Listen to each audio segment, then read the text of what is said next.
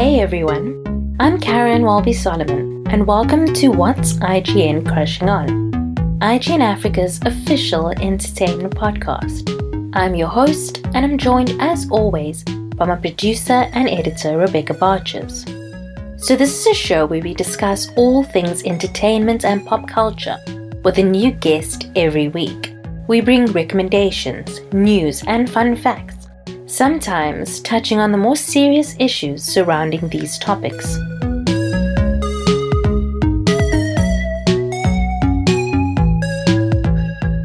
This week's guest is Dani Bagel.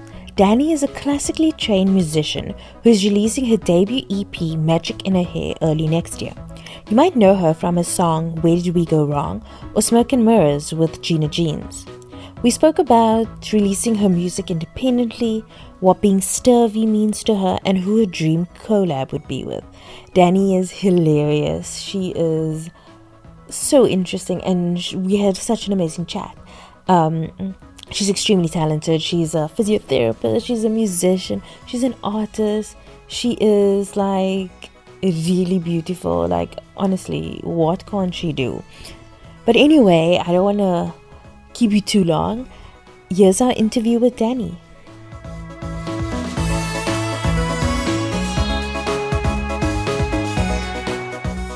So hi Dani, thank you so much for joining me. Thank you for having me. I'm very, very excited. It's so nice to finally meet you. I feel like we've been mutuals for so long that I haven't realized that I haven't actually ever seen you in real life. My word. That does happen. I find, especially because I've been on Twitter also for so long. And I don't know, the thing about Twitter relationships and people that you interact with, I find you connect with their mind so intensely that when you meet them in person, what's quite weird for me is that I kind of run out of things to say quite quickly after I meet someone in real life, because you realize you've only interacted in you get it, sis. And you're like, oh, we actually don't know anything about how's things. I don't know what your things are. But you remember that they have a very problematic relationship with the ex-husband. You don't know what they do for fun, but you know the innermost details. Yeah. 100%. There's been a couple of affairs that I'm sure we've all been witness to, and we might have egged on mistresses ourselves. I don't know. So how have you been this year?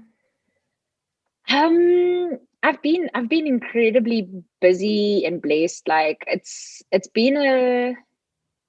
don't know how my year's been in comparison to any other person's, madness. But I will say I've kind of used to this level of chaos, I think. So when the world went into the pandemic, I was just like, oh, this isn't normal functioning for everybody. I thought this just felt like a normal Tuesday.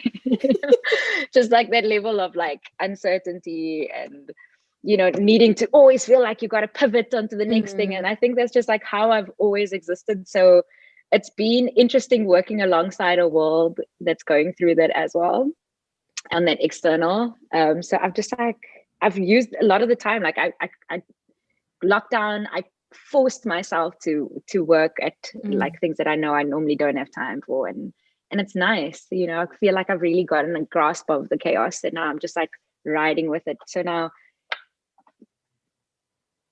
yeah, my life is pretty much excelled. And it feels weird to say. It's a weird survival skill, because I want to say that things are awful, but it's not. So but it's not. It's good. No, let me be grateful. Let me rather be grateful.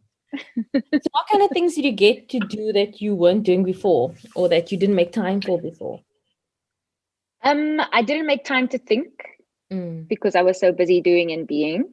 So I didn't make time to feel. So I remember quite early into the lockdown, hard lockdown, I went into quite a hectic depressive episode, and I caught it in the second week. I was sitting on the couch and literally I was like, oh, that's what I'm feeling. I was like, I'm depressed. And it was as matter of fact as that. And then what is nice is I kind of just went straight into seeing my therapist and dedicating goals to work on, because I'm like, what else have you got to do, bitch, but face your demons? So there was like a good 3 weeks that I dedicated to crying as much as I needed to, and what was quite cool is that like my partner and I lived together, so it was almost having to negotiate with that person of like, I know I'm taking up all the crying time, do you need crying time, like, and that's like how granular we could become about understanding the building blocks. So I think this year I've spent a lot of time in just like understanding what my feelings are and what my reactions to things are, and learning to kind of let go of the judgment that comes with it, and learning to forgive myself faster, because it's very easy to become frustrated when you find yourself repeating certain exercises because you kind of go, I thought I was done with this task or this feeling. And the reality is like, it's as long as you participate in life, you can never escape it. So I think you just become a lot more skilled at like recognizing the places that you're at, and the only way you can do that is by like spending the time there. So I wanted to get my EP out, so that was also something that I definitely like put down as like a hard line, and it was one of those like universe coming into play, because the week that I thought that I wanted to do my EP, my executive producer walked into my house and he was like, I moved to Cape Town. And I was just like, you were the one thing. And then from there, we put everything in place. Like over the next like 5 weeks, even less, probably like 4 weeks, we managed to find a studio, get that work, record it, and now we're just in the point of rolling it out. So it's like, it's quite interesting how when you decide to do something, like the world just like, it's like, oh, okay, I've been waiting for you, so I kind of like spent a lot of that time like preparing myself, preparing my emotions, because I don't want to take for granted that people will always be like open to giving a shit about what I put out, because like you're not entitled to people caring.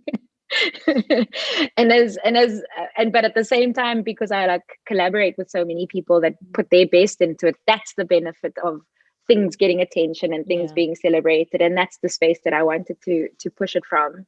But with that comes like very having to face like all those administrative tasks that I know I'm like not great at. Like I'm not that person to schedule things. I will plan the order, I'll tell you what the big picture is, but I have my team around me. Like I have people that I know are very good at things, and you're gonna be that guy, and I'm gonna, So it was a lot of executive planning in my brain, because I have ADHD. So there's a lot of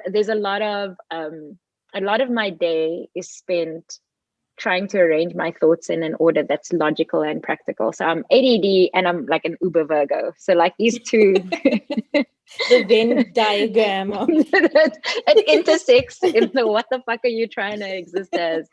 Because like the level of execution and detail and intention behind what I do is completely hijacked by the other parts of like my brain that's like, let's just go follow inspiration all the time, and then it never comes down to any practical things. So I actually have spent like a lot of this year forcing those two parts to marry, and stop forcing the part that's bad at doing the bad thing. So like I dedicated time to being creative, I dedicated time to working with people, I dedicated time to saying yes to projects or doing things for fun or doing other creative things, as opposed to like, oh, we've got an evening, let's just come up with a makeup look and then can we shoot it, and then now it's on Instagram, which is kind of what we were getting into before lockdown, where we got so used to like putting content out, because I take for granted the fact that I've got like a really high tolerance for work. So that just means that I put more work in. And then when you start getting like your ADD on like better control, because now your mental health is better, then you're just like, I waste less time and I get more projects done, so let's fill it with more projects. And like you forget that you need to rest as well. You need to think about how that experience felt. Did you like it? What did you learn from it? Was it a fulfilling thing? Do you want to, because I want to make sure that like those things are very much tied to the meaning of what we're doing now. COVID's forced you to really take stock of what matters. So that is a very long answer. But it's a very good answer. Realized that. I thought you were going to say something like sewing or something, and you like super, super deep. I think I spent my 20s doing all those nonsense things. And like, I just find myself, I turned 34 this year. And I kind of am like it's nice to be able to look and understand what my mind does, you know, because that is where everything that we do is generated by this little soft tissue between your ears, you know. And we spend so much of our adult lives, the minute we conscious and that self-awareness comes to the point of judgment, and now you've got things in your aspirations in your life that you should have had, but you got in your way and you hate yourself for it. And if only I wasn't like this, as opposed to like really, really fine-tuning the things that you excel at and then pitching up to that more on a regular basis. So I've spent like, because, you know, I was a physio, like that was my qualification. And I had a practice, and everybody around me was like so excited always that I, you know, was my private practice. And I was like 24, 25. Gosh. And I was very proud of myself. I was very young. And that's what I wanted to do. I decided I wanted to be a physio when I was 10. And then that's what I always used to talk about doing, like a double major. I didn't even know what a double major was, but I was 10 years old and talking about doing double majors at varsity. The most pretentious little shit.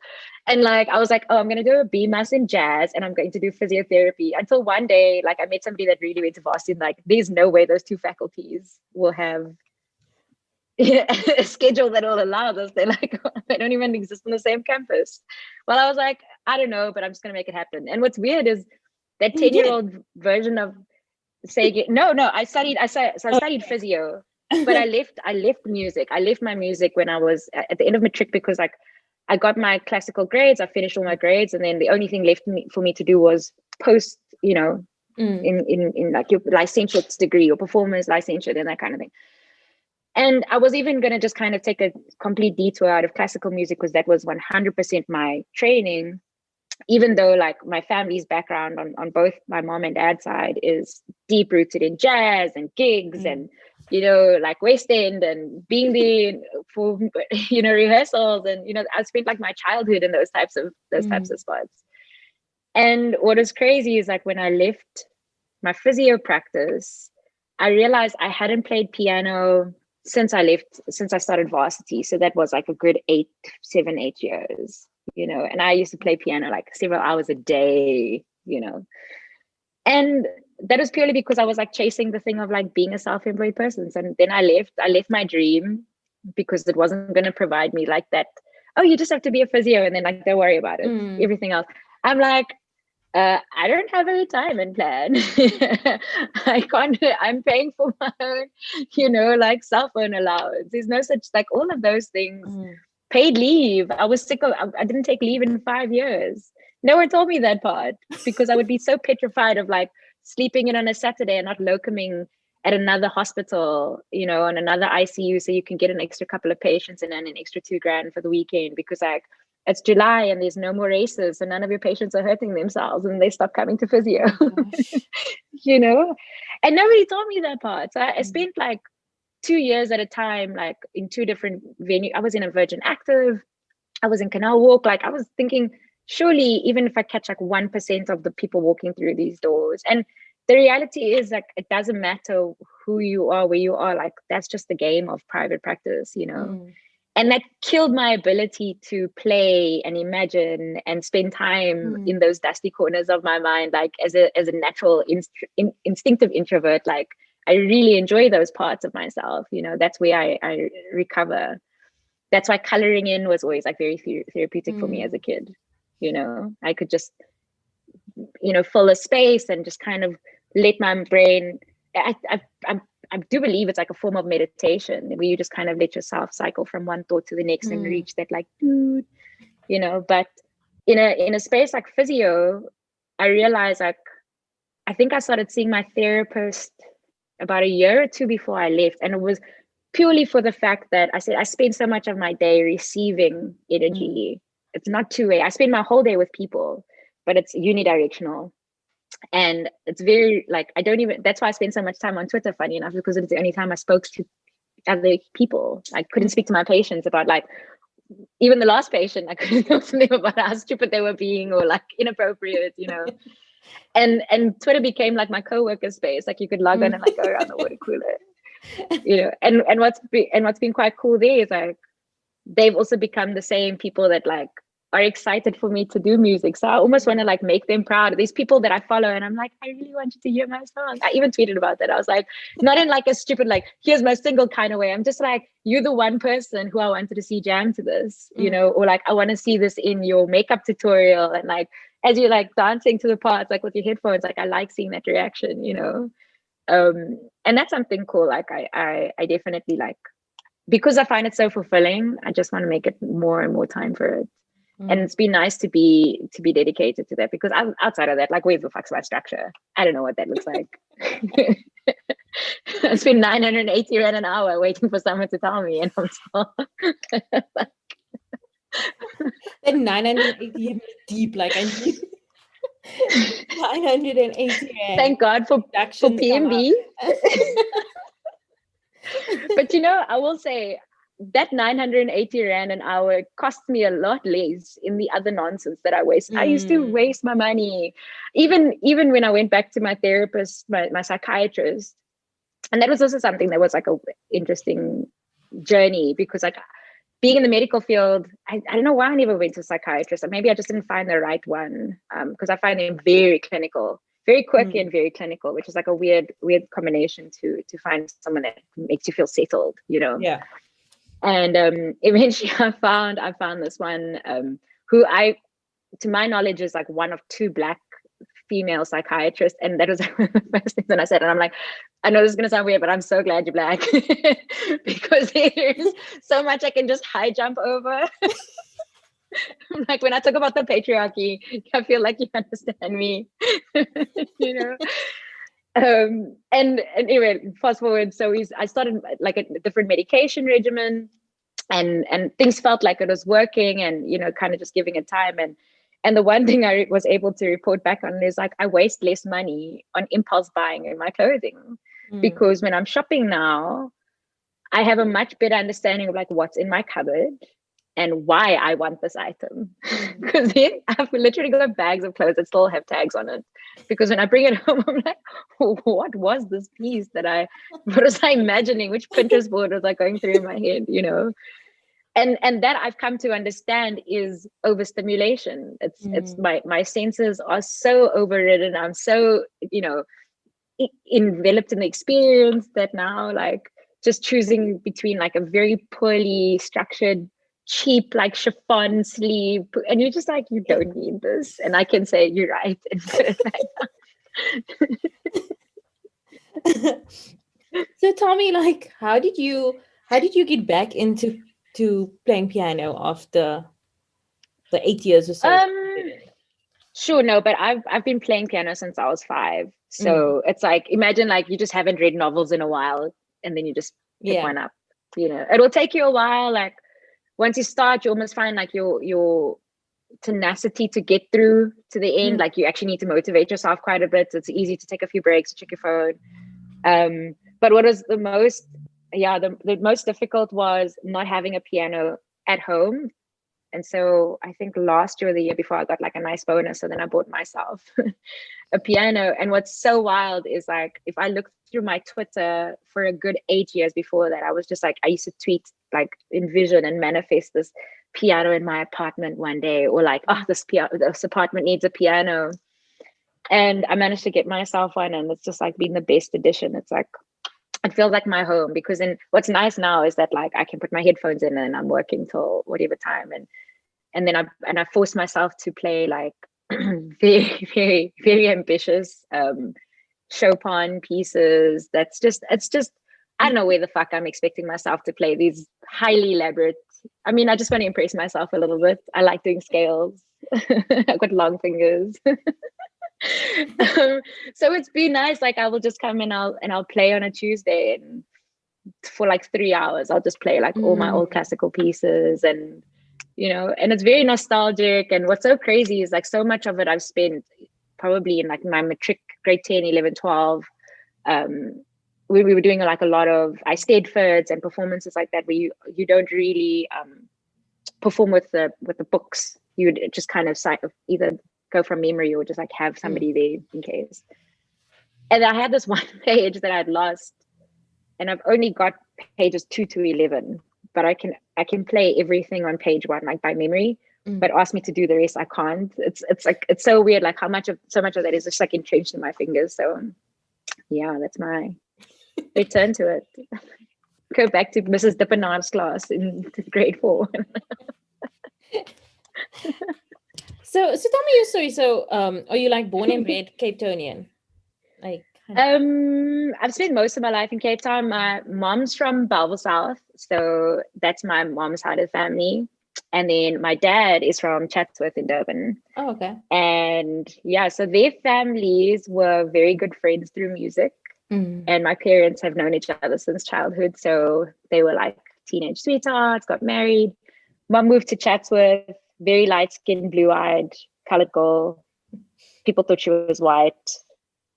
It was an experience. And then Chatsworth, moved to Cape Town. I went to Holy Cross Pre-Primary in Bellville. And then for primary school, and then back to Cape Town for high school. So it's been quite a bounce around. But I would say like the childhood I remember was spent a lot of time in PE schooling wise, because that's where like my accent got evened out, because when I was in Bellville, I saw like my grade 1 books and it was like, we did go to the park, we did play with the ball, we did go to my uncle's house. Like, that's exactly how I spoke. And then my mom was like, when you started at Clarendon Park, you were just like, raw, you are. It's just like, you sounded like you're chewing elastic bands. Like, I couldn't understand you.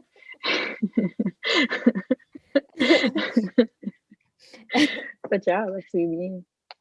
So why did you decide that, I think you kind of answered this before, but I just want you to go into more detail, but deciding that, I want to follow this musical route now, like at this stage in your life?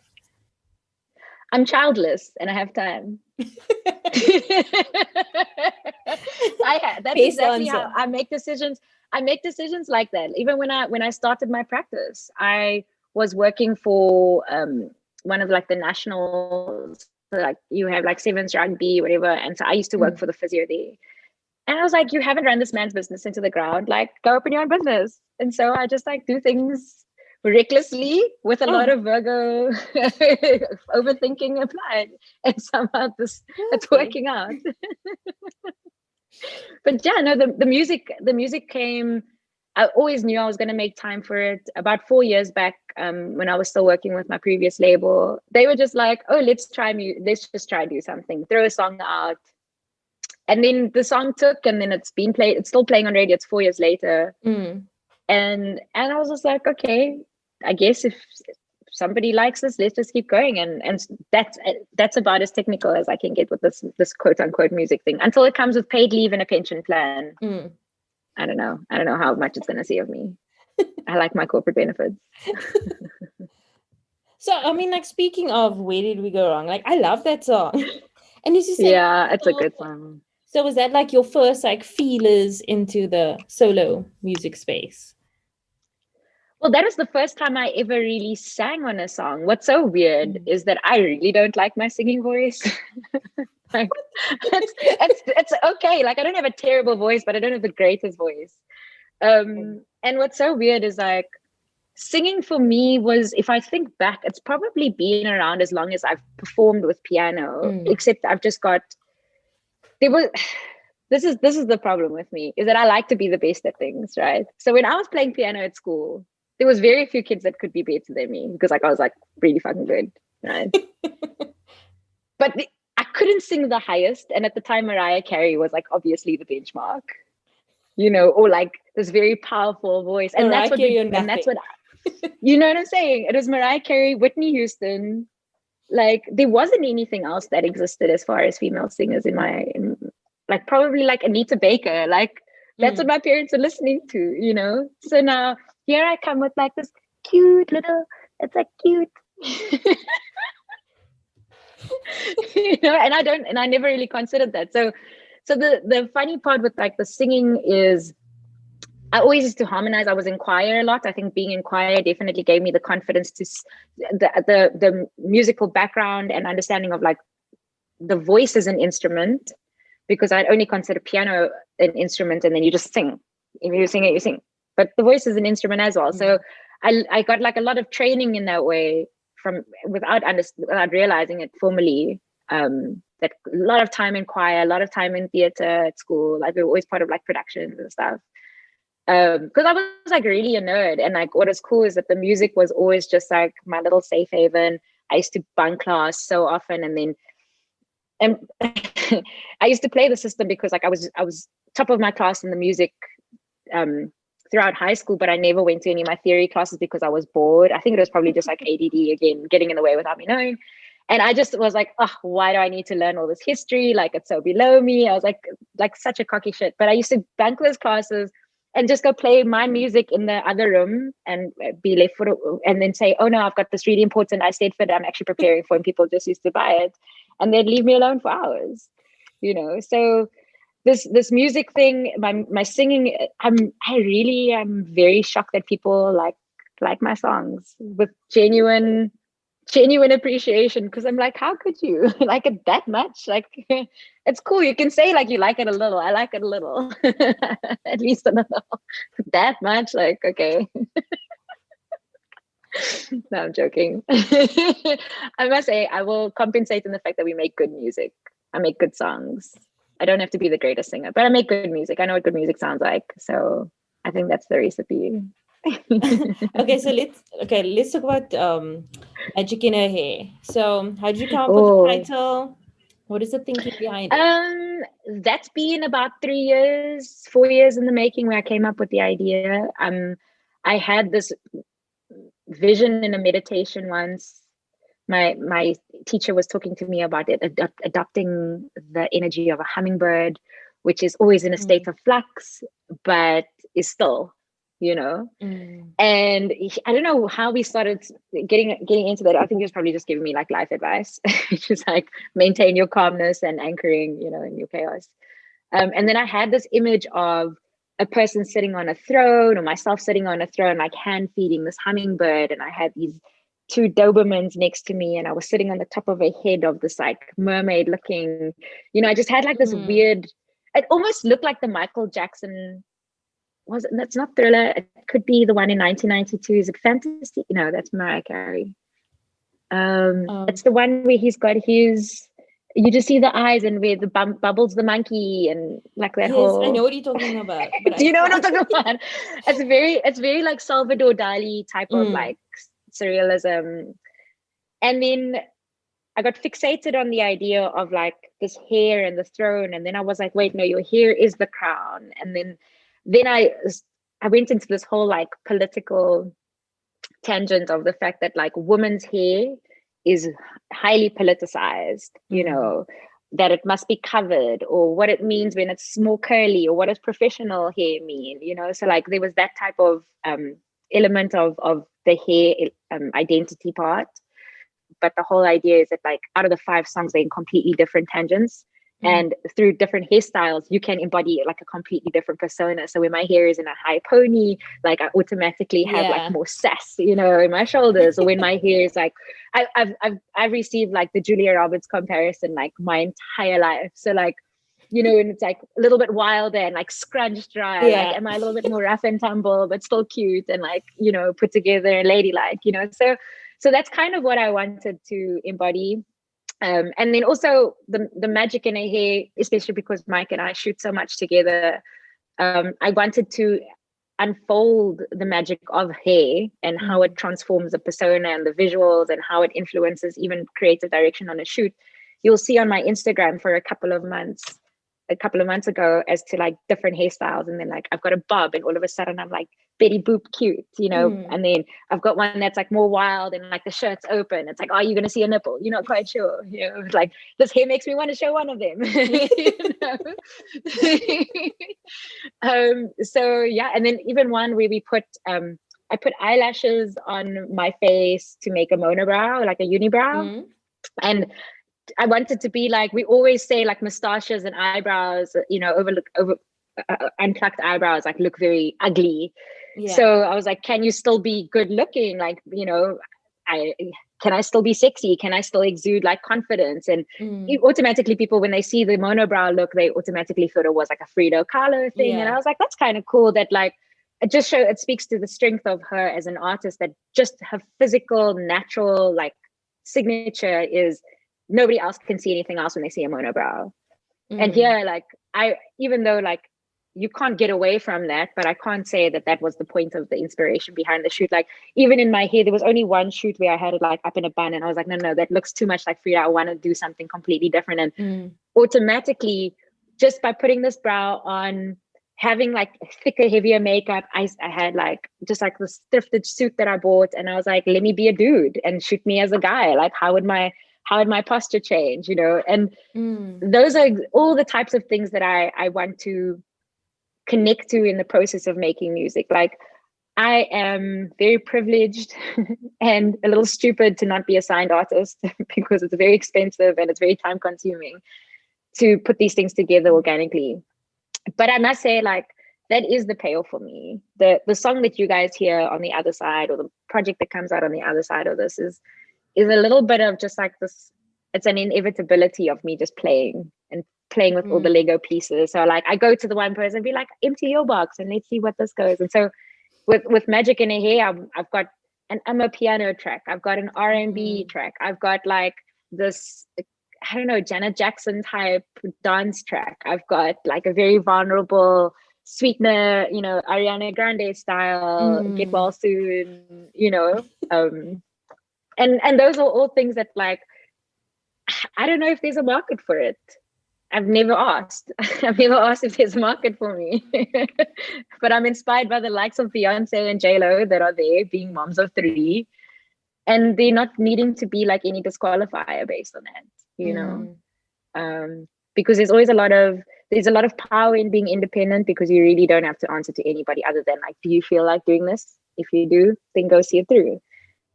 But now when I see my friends who are signed or are getting budgets thrown at them, like, there's just like, you look at them and I'm like, you don't get excited about your stuff as much as I can.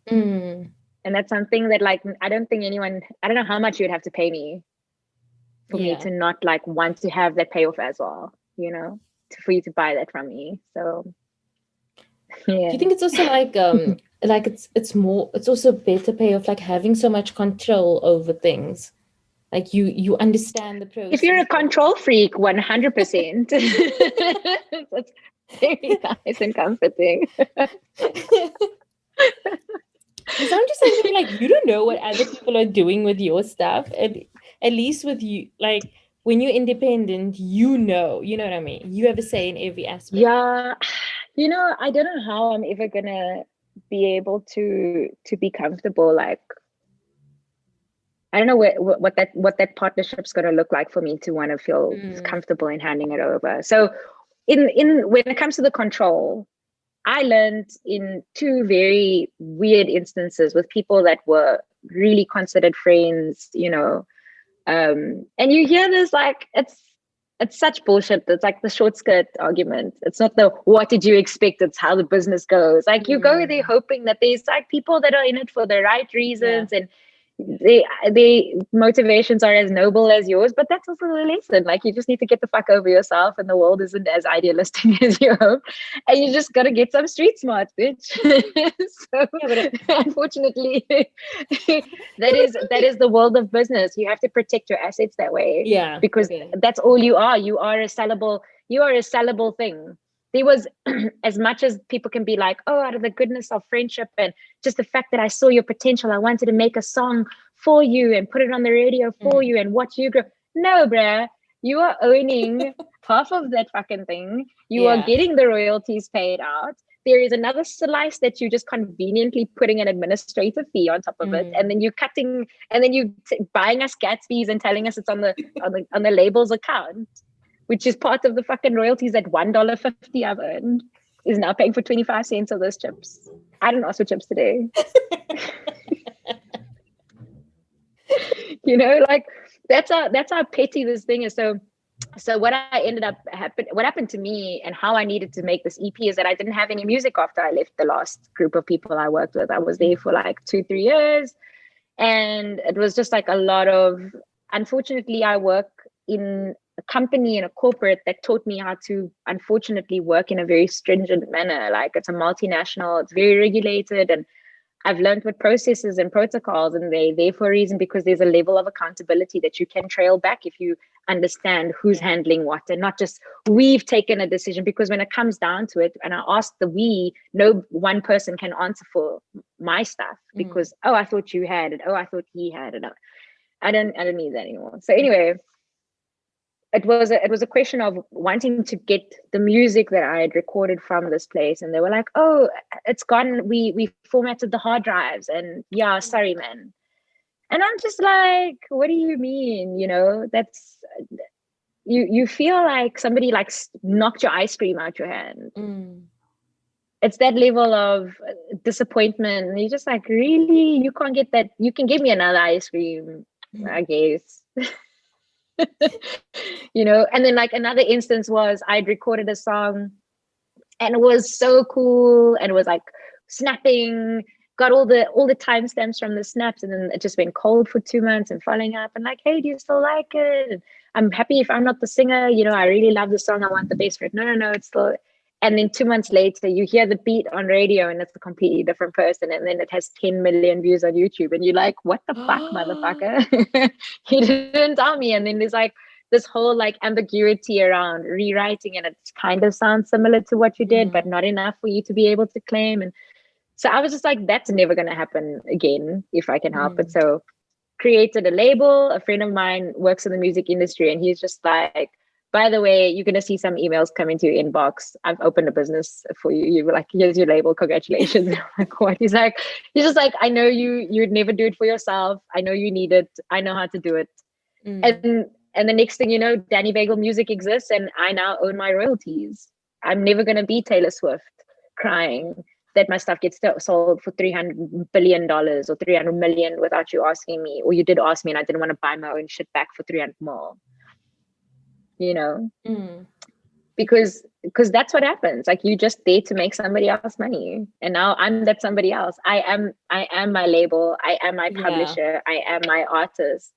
And the beauty of having the control I have now is I can work with people purely out of an emotional connection, if that is what the payoff is that like, I want to work with my friend Caryn, and then we're going to do a song together, and it can be shit, but I get to choose that it still sees the light of day. And then we've got a little fan group of both of us, and they get to be happy. And that's what I can cater for, you know? And I think having that type of approach will mean I'm going to make music till I'm like 60. I'm going to be worse than Madonna. Perfect. No, that's exactly what the world needs. Dani Bagel for another 50 years. I just say I want to work till however much I can comfortably afford J-Lo's bill. That's all. I just want to know what the bill costs, and I want to just be able to swipe whatever that bill is that gives you that Instagram. I just want it for myself, even, because she cannot lie to me and say that like kale and exercise is what gets you there. I'm sorry, ma'am. Kale and exercise. You're lying. So do you think it's difficult for new artists to navigate the South African music industry? Because I mean, I'm hearing this now, what you said, like about how, you know, your ideas were ripped off, and sometimes you feel like you didn't get what was due to you. And I've heard AKA talk about something similar as to why he started his own like record label, because he felt like, you know, he wasn't he was doing all this work, but like other people kept benefiting off of it, and he had to like ask for money every time he wanted to do anything, even though he was constantly working. So I was like, do you think it's like what advice would you give to new like musicians trying to make it in the industry? It's quite difficult to give advice when there is no established structure. So the more I learn about this industry, the more scared I become of the fact of like how little structure exists, how little accountability at an establishment that has a set of rules that we all agree to. Yeah. I would say the best advice I could give somebody is go on Google and understand what licensing is. Understand what splits and royalties are, because it's very, very easy. Like, I can see the times where I became the most like taken advantage of is where I was just like, I'm just doing it for the love of it. And like, I shit you not, even as late as last year, like, that was my answer. I'm like, I don't care. People can take my music. They can have it for free. And then I was like, actually, I take my time more seriously than that. Yeah. Because I don't have a lot of time. That's the other part. I was taking my time for granted because I had more time in my hands. Now I've got more responsibilities. I'm at a stage in my life where I'm like, I want to be a mom and still be in music, but like, I can't fuck around with my own time if I'm not going to be accountable to kids one day, you know? So how do I get better at this now? That's kind of that conversation. And people that's starting in the industry need to know how to organize their work. That's something that wastes a lot of your time, is understanding how to maintain communications. So all these things in music is kind of irrelevant for like whether or not you've got the skill, whether or not you've got the passion, whether or not people want to hear the type of creative ideas you put forward. You already kind of know that. The fact that you're thinking it means that you've already confirmed it to yourself that you've got a creative opinion that can stand shoulder to shoulder, right? Yeah. Because if you don't have that to begin with, then what the fuck are you doing? You're actually just here looking. You must go into idols and then have someone be like, this isn't your dream, but keep at it. Like, that's actually what you need, right? Because you don't need what actually comes with putting your shit out there and being told that, what are you doing? We've heard this before, kind of thing. But on a process level, definitely learn that nitty gritty. Be able to know enough of the basics that when a media company is like, can we use your song in a campaign, but we're going to pay you in exposure, you're like, that's cool, exposure is going to come with royalties, but you also need to pay a sync license, motherfuckers. And that will change depending on which platform and how long and how many people hear it and who's going to, you know, because otherwise you're going to think you're going to have the best deals, everybody's going to love your stuff, and it's just like, no, you're just free. You're free and you're willing to do the work, you know. And then on a music creative, I would say any person new, do not be shy of exposing yourself to artists. You know what good music works for yourself. You know what style that you want to do. If you don't, and you're trying to sound like Travis Scott, my sweetie pie, sorry, no. Because we've got Travis Scott in the world. Yeah. My sweetie pie. Forgettable. Okay. Yeah, my sweetie pie. Shame. And I feel bad. Like, there's so, you know what the problem is that fucking cell phones have made such an unrealistic idea of what your success can look and feel like, you know. You can have a career being a millionaire, opening cardboard boxes and really pretending you're like practicing your excited face. This smells so good. Like, you can literally become a millionaire of like caricatures and skits of like reveals. It's like a very mark, you know. Isabel Jones. And Isabel even had to commit to more than just the same. She had to commit to more than 15 seconds on screen. Sorry, but the issue, I won't deny it. A bitch made me want to buy a pan. I'm not gonna lie. Sorry, no, you're saying the issue. The issue is that there is going to be a lot of kids that is going to be forced to perform for millions and millions and millions of followers. And then once these trends run dry, you're going to have a couple of million people going, and now show us more, do more things. What else you got? You know, because there's this expectation. And the problem is that when you haven't truly given yourself the time to be alone and to be a loner and to be the nerd and to be the rejected one and to be the unrequited love and to be like all of those roles that create depth and that resilience that's required to tell somebody else's story in a believable way. Where Did We Go Wrong was not written by me. And what I love so much about that track is that like there's so many people that are like, what were you going through? Does the person know that you wrote it about them? And I'm like, I purposefully took that song because it told my story so uncomfortably well. And I'm like, but then that means it can tell anybody's story uncomfortably well. And I was like, and that is something I want to replicate as much as possible in the process, because what else are we there for? Like, love came from above, big fucking whoop. You know, versus I don't recall what life was before you pitched up, and then I started to fall, and all of a sudden one night later, like, my life's different, and then you fucked off. Now what? Where's my closure? You know, it's an elusive thing, you know. So that's something that, like, I have a lot of fun with, because like at my core, I'm an artist. My whole life I wasn't very confident in expressing myself or articulating myself, because my emotions and my hyperactivity and impulse control don't allow me to place my thoughts in order.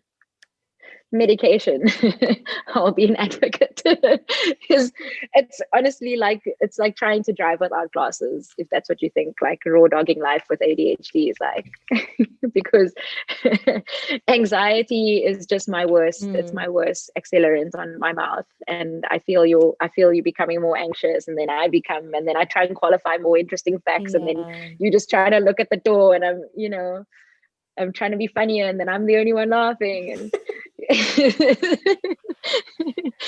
but the issue there is, like, I've got so much to say, and I've got so many feelings I feel, and I've got so many ways that I've experienced these feelings in so many different ways. But like, how do I tell that story once and have you as a complete stranger connect to me? And that for me is like ultimate hard mode. You know, I feel like if you are a writer in a book, you can have a couple of paragraphs, but music is like, it's like poetry, you know, on extreme levels, where now you've got to like match your voice doing a thing that makes the word even more yearning, you know. It is, and that's kind of good. Oh my gosh. Say again? I'm like, it sounds so difficult. Oh my gosh. And it kind of is. Like, it isn't easy. And I think people that go into music thinking that they're just going to be this never-ending pool of melodies and ideas, and it's just like, you don't understand yourself. Like, you are a finite human with finite life experiences, and the worst fucking part is that once you work through your shit, you got nothing to write about. Like, the other day I was out on a walk on the mountain, and I was finding things in my brain to be sad about, because like I wanted inspiration to write a sad song. And then I was like, I've been going to my therapy so much, and I'm like so at peace with shit. And now I don't know, I've got no inner turmoil. Like, what is this? And I even said to Mike, I'm like, come, let's just break up, so I've got like something to feed my sadomasochistic tendencies. Like, why do we get excited every time Adele has like a failed relationship, or Drake? Like, and that's the other fucking part. Like, that's the problem I have with the music industry, is that I'm like, we lost Amy Winehouse once, guys. Yeah. You know, like, they are human beings and real relationships and real hearts, and like, we're very sensitive souls. Like, we're already like such drama queens. Now to do that in front of millions and millions and millions of people, I really feel sorry for TikTokers now that have tens of thousands and hundreds of thousands and millions of thousands of people that are expecting for you to make me feel excited, or feel something, because I don't care about you. You know, do the thing, do the thing. Savage. Like, you know, I don't know. I think like the best example of that is that TikTok of that girl dancing while crying. 100%. If anything, that is the one meme I connect to the most, where you just like, no. It's like, that's me getting up for work on Tuesday. I actually want to do talking about like the social anxiety thing. I was reading up about your song Sturvy. And it's like, as a socially anxious, shy human being, I was like, I've never related to an explanation better. I think there's a lot of colored girls who have wrongfully been labeled sturvy. And the problem with sturvy is that it's so powerful that you got no comeback, because now the issue that already plucked on the sturviness for me was just the fact that I spoke differently, you know. When I moved to Cape Town, I was end of grade 6, and the first thing, I was so excited because it was the first time I saw other colored kids in my class. I was the only colored kid. I was the only colored, definitely the only Indian mixed, right? It was either that or it was black. So those were the non-white. That was the non-white entry into the school. So when I came to Cape Town, and for the first time at 12, going on to 13, I saw there were other colored children. I was so fucking excited at the idea. And the worst thing I could have done is come speaking like a whitey and be smart. The worst, like, it was the worst thing, because then now I was like similar, like beating the top class, the top kid. Now they're like, you're the new kid. How can you come in and just like beat us at exams? I'm like, but I've done the last semester, you know, like you guys are learning about the islands now. Like, okay, cool. It's not that hard. Like, I'm writing this test twice. And I thought, and what was the shame, I was so naive, but like, because at my school that I came from, like the smart kids were really celebrated, and they were really like, ended up being the prefects, and the prefects were like the rock stars, and that's what you wanted to be. When I went to Para North Primary, and they were just like, what do you mean you like want to be a prefect?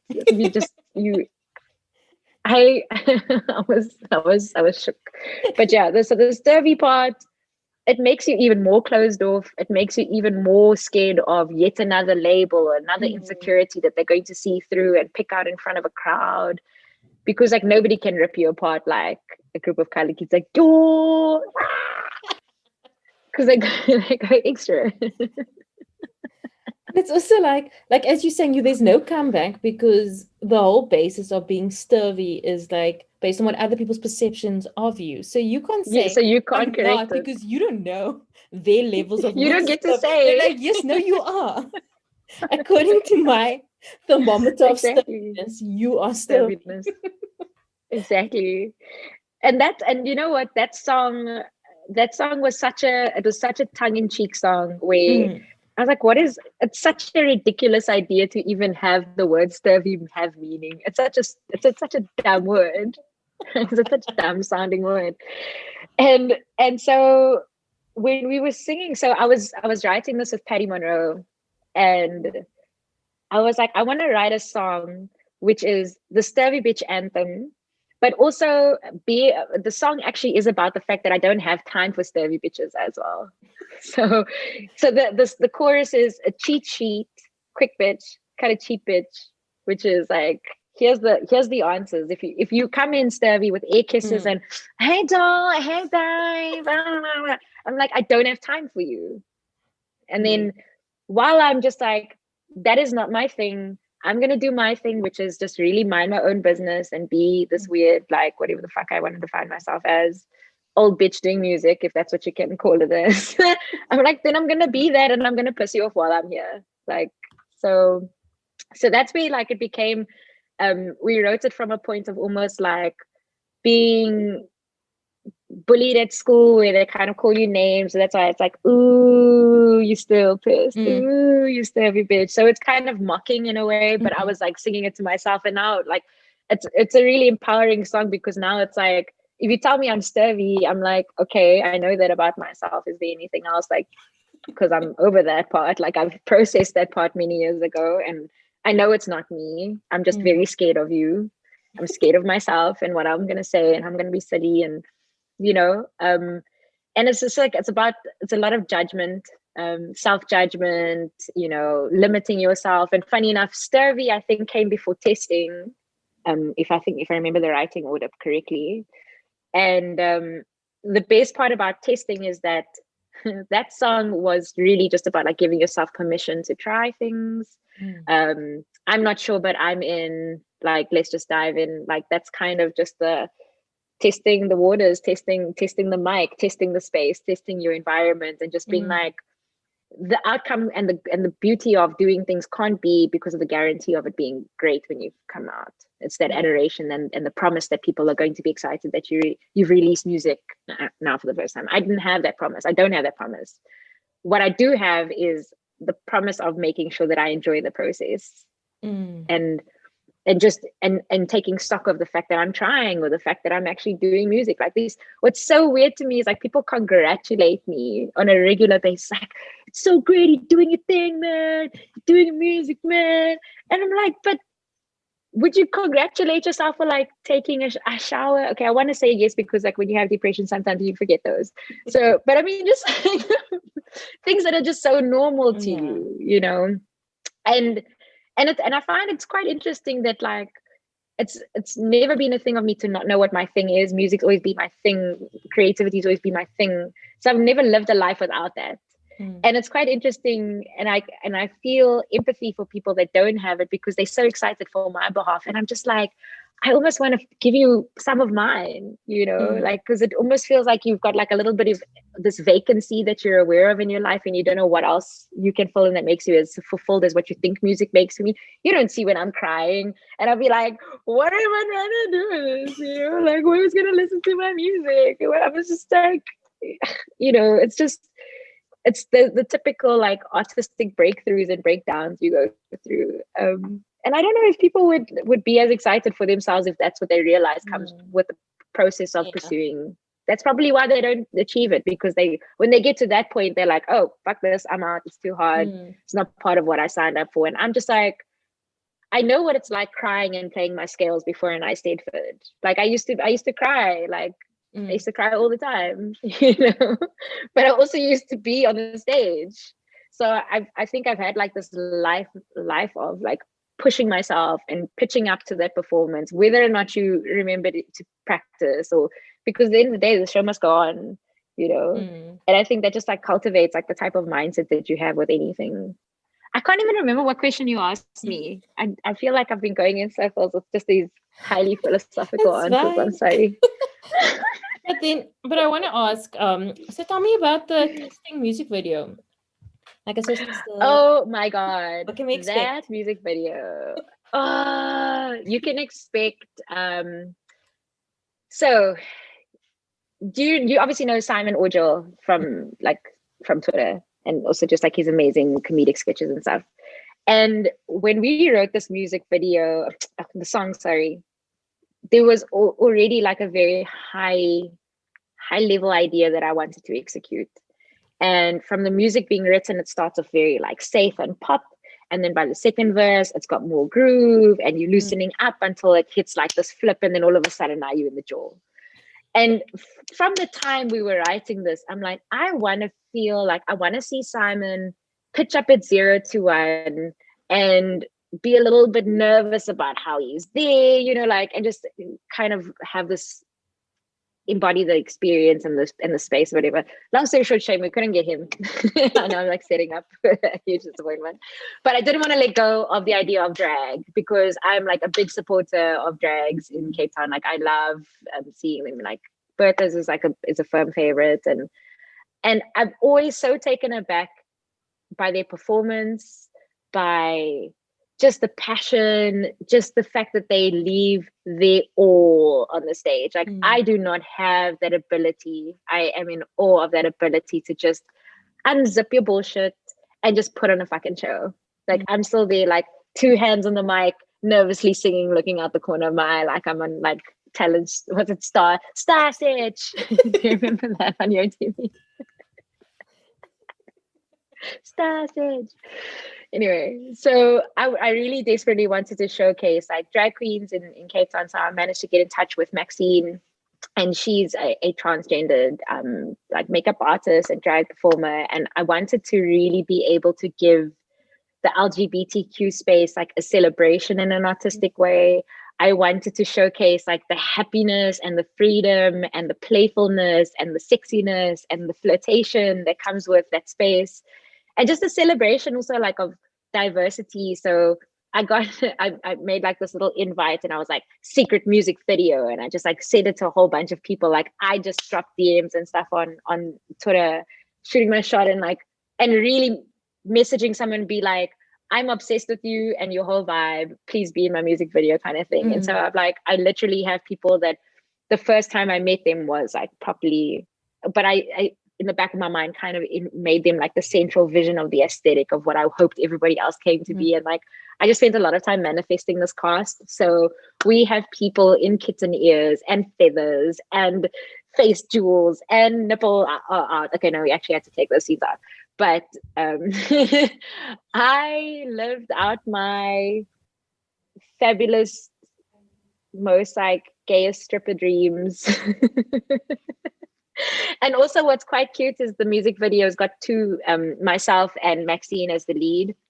And testing is also kind of like a little bit of a bisexual anthem as well, because testing 1, 2 and testing the waters. I'm not sure, but I'm in. I think I should dive in. So it was kind of like a little bit of like a cute playfulness of like, here's also like a different way that you could interpret the song in like a very cute, naughty, you know, take the plunge. If that's where I'm at, are you in the queer space? So it was kind of like being able to blend all of those elements together in the story.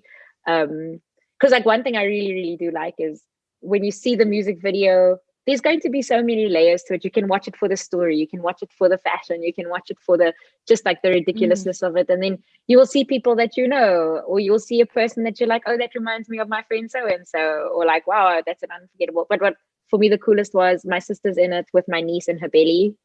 So like my sister's like 100% my Solange, like she will fight in an elevator for me, like 100%. And I said to her, like, wouldn't it be cool if you could do like your pregnancy reveal? Because it was around the time that she wanted to do a reveal announcement. And I was like, that's the way that our niece is going to be announced to the world, is like she's going to be in a music video. I'm like, that's a pretty badass way. Like in 20 years time when we're going to be in like kind of embarrassing her with the friends, be like, back in my day, I used to be a pop star. And they'll be like, here's your music video, bitch. That's brilliant. So like, as you can see, like I package all of these experiences for myself to revisit time and time and time again, because like that's what I do with the stuff I like. I listen to Frank Ocean's music with as much vigor as I did, you know, like 8 years ago, 7 years ago when I was first introduced to it. How long was that? 8 years ago, yeah, 2012, 2011. And I hope that that's the type of stuff that I get to make. Like if people who like fucks with my vibe mustn't do it only on one level, because like you're gonna burn through my shit like way too quickly. Yeah, you know, there's a connection, there's a link, there's an unfolding, there's like, come listen to it again, you're gonna hear it with a different appreciation of this part of the vocal, like, oh, you didn't hear it like that. Like I love that kind of thing. And those are the types of fans and followers and people who I want to connect with through my music. Like that's what I want to cultivate more than anything. So who would you say like your dream collab would be with? Oh, if it's a dead or alive, I will say Amy Winehouse. Yeah. Amy Winehouse. I will say that, like, that I don't even flinch anymore with that question. She's just somebody, you know, she really changed my mind about how I felt about, not changed my mind, she affirmed what my mind was feeling about being famous and the pursuit of fame alongside your art. Like you see any of her old documentaries and she's like raw as hell, and she's like, I don't give a fuck about this, like I just want to make my music, like leave me alone in a bar, like I just want to sing to my drunk old friends. That is 100% my thing, you know. I mean, for all I know, I could just be a complete failure and that will be my lifelong path, is just singing to my 5 drunk friends in a bar. I'm joking. But it's just like when I see stories like that, like I just see it's like a lesson of taking care of yourself and taking care of your gift, you know. And I would love to spend time with Amy Winehouse in just like, I don't even think I would collab with her. I just want to be in studio while she's recording. Like, I don't think any of my people who I would want to collab with, I would have the guts to open my mouth. Like, even so I didn't tell you, but Jimmy Nevis is actually the director of my music video, which is a really cool flex. But like, he's a very good friend of mine and someone like I really look up to. Like, he's younger than me, but there's just like this level of like maturity and wisdom and guidance that I find in like this person. And the worst part though is that like, while he's my brother that's like chilling in his sluffies at his gym wear, he just starts singing. or he sings with me while I'm humming something, and then I just shut up because I'm just like, how dare I even try? Oh my when you just go, gosh. can you imagine? I'm like, it's actually quite rude of you. I'm like, we get it, you sing cool, okay, fine, like fine. And that's so like that happens with so many of our friends that like hang out, because what I love so much about this space is I really get to collaborate with my favorite people. I don't know if there's any idealistic artist that I'm just going to be like, when I pitch up with you, you're going to make my dreams come. Maybe Snow Allegra and Doja Cat. I think Doja Cat, Doja Cat would be, I would love to work with Doja Cat. Yeah. Because she's also a little weird. So I think that's what I want to collaborate with, is just be like, how weird can things get if we put ourselves in a room and like let's just see how far we can go. Like that's the type of people I want to work with. But outside of that, like, sure, it's such a let me just leave it at that. I'll say Doja Cat for the vibes. So would you say, like, similarly to this question, like, who would you say are your biggest musical influences? So I really found Caryn Bailey Ray when I first started. She was the first person that really taught me that like you could sing soft and it's cute and people will still like it. And then now, like we track forward, like 20 years, we have Billie Eilish. So it depends on the genre of music, but I will say there's very few times I can say I've got an influence of music, because when I'm listening, so like for the EP, I was listening to a heck of a lot of Kanye West Sunday Service, like a lot, and a lot of Ariana Grande. But when I'm listening from a purpose of being influenced, I'm listening like very technically. So like when I was listening to Sunday Service, like headphones on and my monitors on, and I want to understand what the vocal arrangement does when you play it in this space in your head versus on the speakers versus in my car. Like that's kind of the way I find myself wanting to be influenced. Other than that, like I try to not really emulate things, because like either I disappoint myself severely and then I hate it, or I find myself getting bored and like naturally wanting to create something very different. Like where did we go wrong? I think a lot of its success is attributed to the fact that a lot of people can say it sounds like anything, and that's kind of the point. That's so true. Testing. I don't know anybody that sounds sturvy. I don't know anybody that sounds like that. You know, when you see Testing's music video, there's obviously going to be like a link between Teyana Taylor's Work That Pussy and the drag scene. But at the same time, you'll be able to look at it and be like, to a point, I can see that it's in a genre, but they don't speak to each other, other than the fact that there's like a similarity of the subject being, but it's completely different energy that's being communicated. So I would say growing up, Brandy, Mariah Carey's like Honey album, you know, like that type of like old school. I don't know. And then Diana Krall. Oh, so if anybody like ever wants to like listen to a good jazz album, Diana Krall's Live in Paris. That also changed my mind about being a female singing pianist, because she had a very low voice. Toni Braxton was another one, because Toni Braxton was the first time I heard a woman sing low, and I don't have a soprano voice. I've got like an alto voice, and so it's just like let it flow, let it flow. I was just like, girl, we both there. And it also like gave me that, it was again asking for permission of like what type of singer I can be. So when I listened to Diana Krall, I was like 13, 14. And she's got like really great Christmas songs, and it's like that perfect quintessential jazz piano album. You can picture the fireplace and being rich in the Hamptons. And yeah, she's given me like a different idea of like what being a jazz singer is. So yeah, those are my influences. I think I like females that are slightly outside of the norm. Rosalia is somebody that I find inspiration. I just love the fact that she can be like really authentic culturally, and then have that expand and be translated to the world. And they're just like, I don't know what you're saying, but it looks good, it feels good, it sounds good.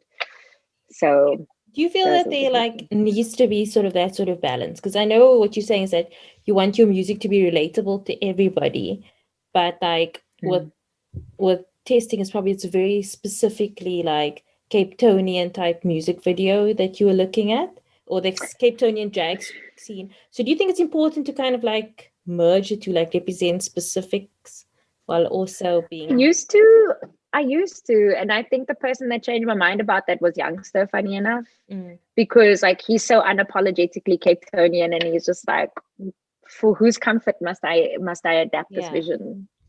You know, looks so well for him. And that is again like it's again permission to be yourself. Funny enough, that I think has been my biggest theme. Like one time in my therapist, like wrapping up a session, she's like, you know, Dani, a lot of the issues that you find in life would disappear if you actually just accept who you are as a person. And I was like, bitch, I didn't come for you like this. What? She's like, anyway, the session's done. Bye. Standing there looking at my screen in silence. But the more I take stock of that one lesson, the more I actually see, like when I adopt that, the anxiety of pitching up to a performance dissolves. I don't need any other external expectations to like worry about disappointing other than my own, which is already like driving me into the ground with anxiety. And yeah, I think like I hope I'm always able to be like super authentic, super unapologetic of what my creative influence is. Is it palatable to an overseas? Because at the end of the day, if you tell the simple story of guy meets girl, it could be in Antarctica and it wouldn't matter. You know, I would relate to that. you have Asian movies winning like best screenplay at the Oscars nowadays. You know, so I kind of feel like I'm enjoying the fact that like what COVID did is that it gave us the real answer that rules don't exist, even the rules of economics. Like they were just like, nope, we can just put a pause, or we can just like wave debt away all of a sudden. And I'm like, people have been asking you that shit for years. You can make 500 billion USD appear out of nowhere. Like, since when? You said you can't print more money just for the sake of it. Now you're just showing us you can this whole time. So tell me, like, when is your EP being released? So I'm going to say early next year. Okay. Because we've got a really, really, really, really, really, really amazing song called Close, featuring Cool Drink. And I want to give it like the best time. We were supposed to release it before the end of this year. And the way COVID's going, I'm not going to encourage people to be at the jaw. I'm not going to add to the chaos. I'm joking. Yeah, so I want to do the EP out, I would say end of Jan. I just want people to be in the offices to reply to emails, if I can actually be very honest. That's the only thing. That's the only reason I'm not doing it in December, and why I'm not going to do too early in January, is that people don't reply to it. So I want to get people like get back into the fact that 2021 is now starting, and then you're going to see a submission from Dani Bagel, and then you're going to press play. But what's quite cool is like there's 5 songs on the EP. Every one of them has like a movie that we've shot for it. Like either it's like a prologue, or I've got the intro to the whole EP of like in this amazing gown in the forest, like this little nymph, and I'm reading poetry, and it's just like, it's all so self-indulgent. I can't wait for people to see it. It's amazing. I was really inspired. So I was inspired by Beyonce. So her birthday is the day before mine, right? And have you got the pattern app? Very hard. Yes, I have. You've got the pattern, right? So as a natural psychopath, like I obviously ran our bonds, and it told me that Beyonce is a very like important energy in my life, and she guides me as a friend, and she shows me, this is obviously the fact that we obviously are best friends already, and she's a very important person in my life that shows me what is the potential of my own. And so I really like found myself watching Black is King this year. Do you remember the movie Fantasia? Yes. I was very young so I had a VCR of it, right? And so you remember Fantasia wasn't like very talky, a lot of classical music telling stories, but it was like really beautiful too. And I was so obsessed with this thing. And I watched Black is King with those types of eyes and be like, what would my 5-year-old reaction be to this like beautiful piece of work? And then I was like thinking deeper and deeper and deeper and deeper and going into this like rabbit hole. And I was like, even COVID prohibited the most powerful artist on the planet from being a touring artist. Yeah. And yet she was still able to reach her fans. She was still able to make an impact in the art world. And on a commercial level, she was a director for a Disney movie and a bitch got paid. So that was the take home I got from that. That's kind of where this EP and all of these art things is like, I do a lot of the creative direction. I do a lot of the ideas of coming up with like what the styling and the makeup and the mood and the execution and the rollout and the digital strategy. Like I'm combining my corporate experience with myself as the product that I'm selling at the end of the day. And that's quite a cool exercise to really, you know, perfect it on like a personal brand level, but just like I think on mastering the art of selling things, because the higher you get up and the more money you're going to pay, like want to make, you're going to have to be the person that's selling shit. Like Kim is on there doing my Skims collection for winter, and then it's the spring one, and you're just like, how many versions of a nude panty do we need? And the answer is all of them, because now we need one with the thigh cut and the one with the high cut but the bottom line is like, you have to be able to know how to sell and how to connect and what the journey and the story that you want to tell. And if I really plan on having my music relevant or having any person press play other than my mother or myself, I'm gonna have to know how to like pull all those pieces together. So watching Black is King, I was like, I want to always be able to have an avenue of like my creative outlet. The internet is just like the most easy to access vehicle that gets you across the world, and you know, places that you normally never visit. So I have the idea of sending it out there. And then I was watching a lot of Rihanna, so that's like my other inspiration. I actually sound like a little bit psychotic, like have posters of these people's faces on my room. But I was watching the Savage Fenty fashion show, and I laugh at like when I see people like hounding Rihanna for like, where's your album? And I'm like, my brew, when she was on stage and because she was under contract to sing, what is the one thing we were like, what are you doing? Why are you touring? Why are you singing? Why are you? I'm like, we used to rag on this chick because like, again, not the best singer, but she made good music, you know? And now she's a fucking billionaire who doesn't have any contractual obligations. She doesn't owe you guys shit. Exactly. Other than just being the person that is just like, I feel like venturing down the path of being a high fashion, you know, label or a lingerie or like putting on shows for Savage Fenty, and you know, and I love seeing the types of things that like these really, really powerful women can put forward when they allow that space of collaboration. Like that's what I see is very different in that female dynamic. When you look at what Beyonce at the helm or Rihanna at the helm is like, there's a lot more inclusivity. There's a lot more like, come pull up a chair, you know, let's dish you a plate also. Yeah. Whereas like in the guy space, it's like, oh, you gotta own it. You know, I don't know why I've got this accent. Felt a little racist.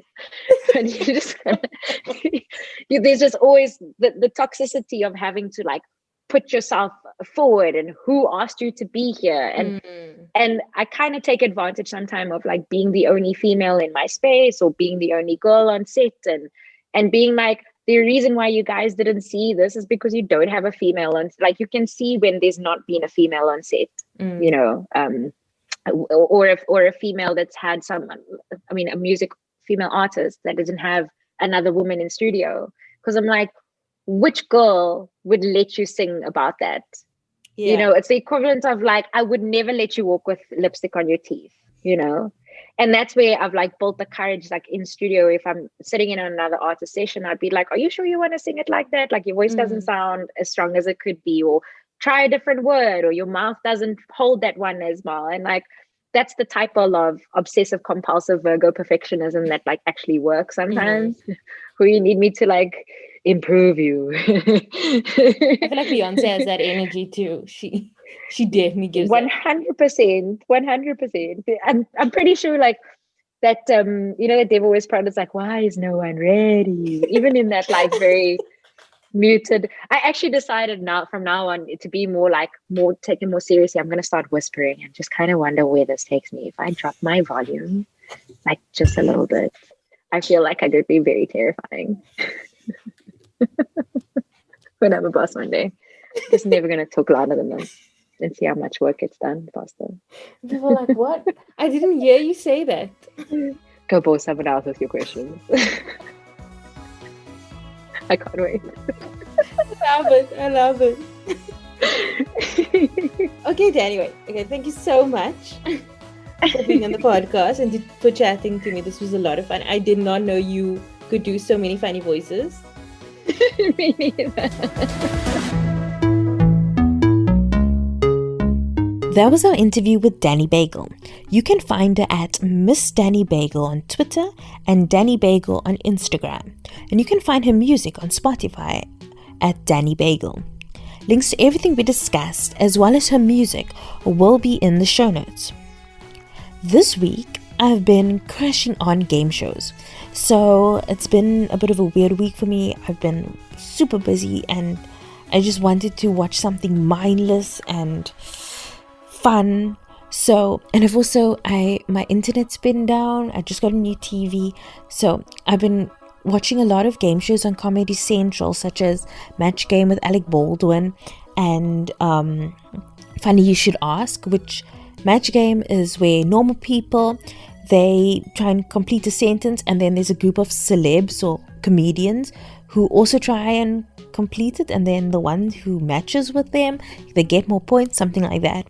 And then Funny You Should Ask, they ask a question and the celebrity answers it, and then the contestants have to work out if it's true or false. Really, I mean, brainless fun, so amazing. Also been watching a lot of QI. But other than that, I've been listening to a lot of music. I am obsessed with Taylor Swift's new album, Evermore. Taylor Swift has been doing such great work this year. Between Folklore and Evermore, I mean, I'm in love. I am enamored with her music. And I'm so glad that she decided to bless us with this. So yeah, that's what I've been listening to. I've also, Britney Spears has some new music out.